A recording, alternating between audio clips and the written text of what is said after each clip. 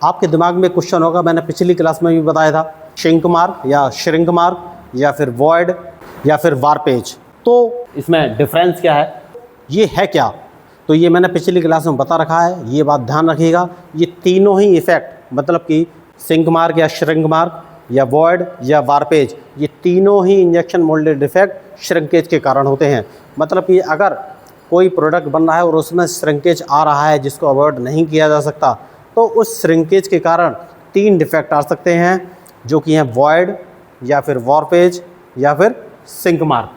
तो ये एक प्रोडक्ट है जो आपको दिखाई दे रहा है स्लाइटली रेक्टेंगुलर शेप में। तो मैं यहाँ बताने की कोशिश कर रहा हूँ कि इसमें डिफरेंस क्या है। तो ये एक प्रोडक्ट है, रेक्टेंगुलर शेप में है स्लाइटली। तो जब प्रोडक्ट की हर एक साइड में इक्वली वॉल्यूम कॉन्ट्रैक्शन होता है तो क्या होगा, उसका साइज़ कम हो जाएगा। यहाँ पर इक्वली वॉल्यूम कॉन्ट्रैक्शन हो रहा है, देखिए ये एक प्रोडक्ट है, इक्वली वॉल्यूम कॉन्ट्रैक्शन हुआ हर एक साइड में, यहाँ यहाँ यहाँ यहाँ, डेट मीन्स यहाँ यहाँ यहाँ यहाँ इक्वली अगर वॉल्यूम कॉन्ट्रैक्ट हुआ तो इसका पूरा साइज़ कम हो जाएगा और शेप वही रहेगी। तो इसका साइज रिडक्शन हो गया, तो ये श्रिंकेज है। मतलब कि वॉल्यूम कॉन्ट्रैक्शन के कारण शेप सेम रहेगी और साइज़ कम हो जाएगा, तो ये श्रिंकेज कहलाएगा।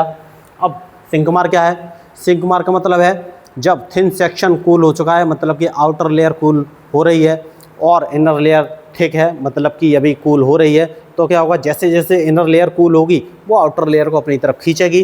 तो आउटर लेयर पर उसके कारण से जो डिप्रेशन होगा वही सिंक मार्क कहलाता है। ये ध्यान रखिएगा, मैंने पिछली क्लास में बताया हुआ है, लिंक इस क्लास में दिया गया है डिस्क्रिप्शन में। ये सिंक मार्क है। और अगर जो प्रोडक्ट है, ये देखिए एक प्रोडक्ट दिखाई दे रहा है, इसकी हर एक साइड में अलग अलग श्रिंकेज आता है, यहाँ पर अलग, यहाँ पर अलग, यहाँ पर अलग, यहाँ पर अलग। मतलब कि प्रोडक्ट की जब हर एक साइड में अलग अलग श्रिंकेज आता है, डिफरेंशियल श्रिंकेज आने की वजह से, अलग अलग थिकनेस या और दूसरे रीजन की वजह से, तो क्या होगा, डिफरेंशियल श्रिंकेज आने की वजह से उसकी ट्विस्टिंग हो जाएगी या बेंडिंग हो जाएगी, तो वही वार्पेज कहलाता है। वार्पेज का मतलब ओवरऑल जो प्रोडक्ट है उसकी शेप में ट्विस्टिंग हो जाएगी या बेंडिंग हो जाएगी, तो वो वार्पेज कहलाता है। मतलब कि अगर प्रोडक्ट की हर एक साइड में इक्वल वॉल्यूम कॉन्ट्रैक्शन हो रहा है तो वो श्रिंकेज है, शेप सेम रहेगी, साइज़ कम हो जाएगा। अगर एक डिप्रेशन आ रहा है तो वो सिंक मार्क है, श्रिंकेज के कारण सिंक मार्क आया। और अगर डिफरेंशियल श्रिंकेज आने की वजह से प्रोडक्ट में ट्विस्टिंग हो जाएगी ये चीज़ में या बेंडिंग हो जाएगी, तो वो वार्पेज कहलाएगा, श्रिंकेज के कारण वार्पेज आया। और अगर आउटर लेयर सॉलिड हो चुकी है और इनर लेयर जो थिक सेक्शन है वो सॉलिड हो रहा है, तो क्या होगा, आउटर लेयर को वो खींच तो पाएगा नहीं अपनी तरफ स्ट्रेस के कारण, तो अंदर वॉइड क्रिएट हो जाएंगी। तो श्रिंकेज के कारण ही वार्पेज, सिंक मार्क और वॉइड उत्पन्न होती हैं। श्रिंकेज के क्या डिफेक्ट्स हो सकते हैं वो बताया है। तो बहुत सारे डिफेक्ट्स हैं, जैसे कि मैंने आपको बताया, सिंक मार्क आ सकता है, वॉइड आ सकती है या फिर वार्पेज आ सकता है। तो